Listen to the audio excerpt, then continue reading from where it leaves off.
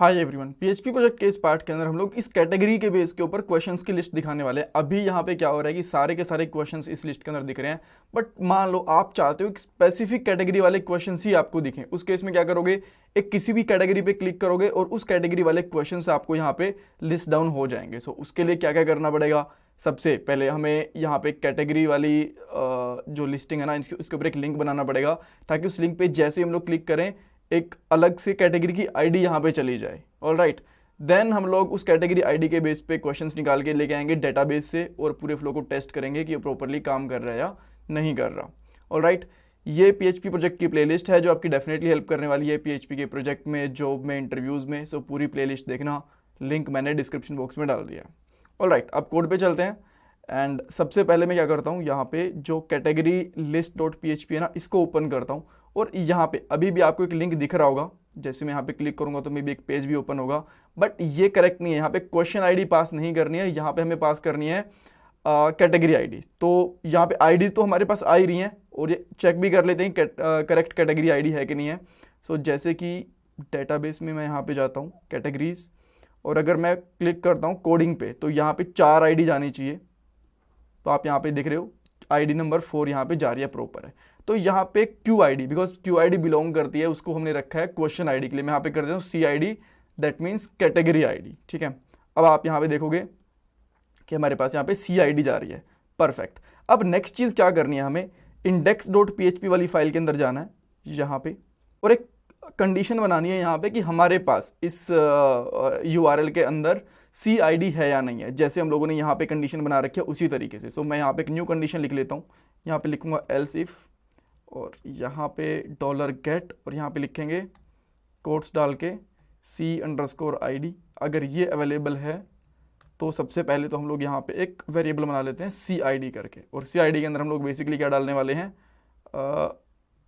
Dollar underscore gate, और इसके अंदर जो हमें आईडी मिल रही है which is C underscore ID, ये गेट कर लेंगे। एक बार के लिए इसको यहाँ पे एको भी करवा लेते हैं कि क्या हमें प्रॉपरली आईडी मिल रही है कि नहीं मिल रही है।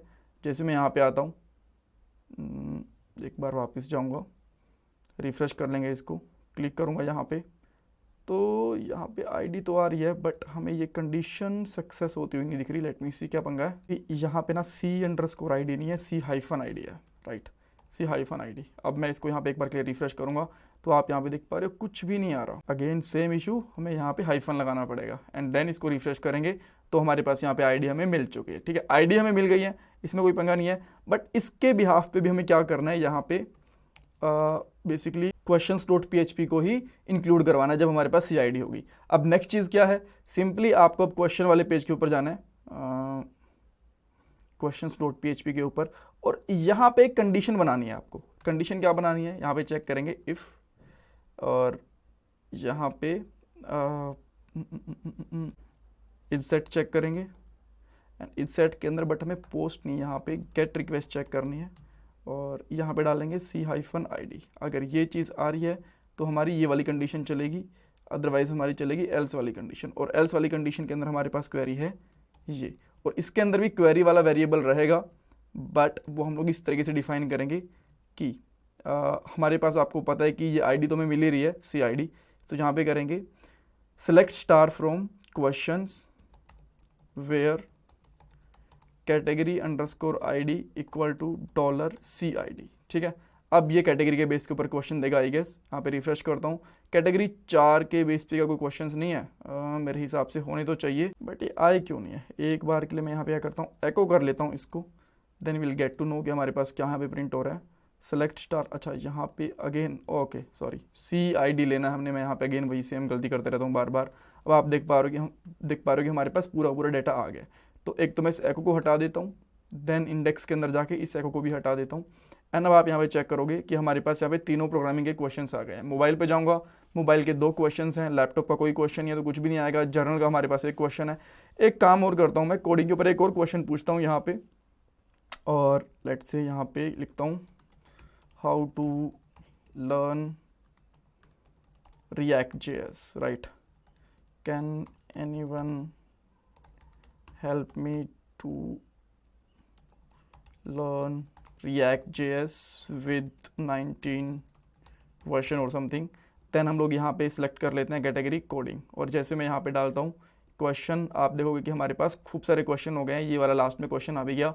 इस क्वेश्चन के ऊपर जाता हूँ, मेरे पास यहाँ पे क्वेश्चन भी है, इस पर आंसर करना चाहूँ तो इसका आंसर भी कर सकता हूँ, जैसे कि यस आई कैन। इसने सेम पर्सन भी आंसर कर सकता है यहाँ पे, बट दैट्स फाइन। एंड अब मैं अगर वापस से होम पे जाता हूँ, कोडिंग पे जाता हूँ, तो आप देख पाओगे हमारे पास ये क्वेश्चन आ गया, और यहाँ पे जाता हूँ तो हमें प्रॉपरली आंसर दिख भी रहा है, राइट।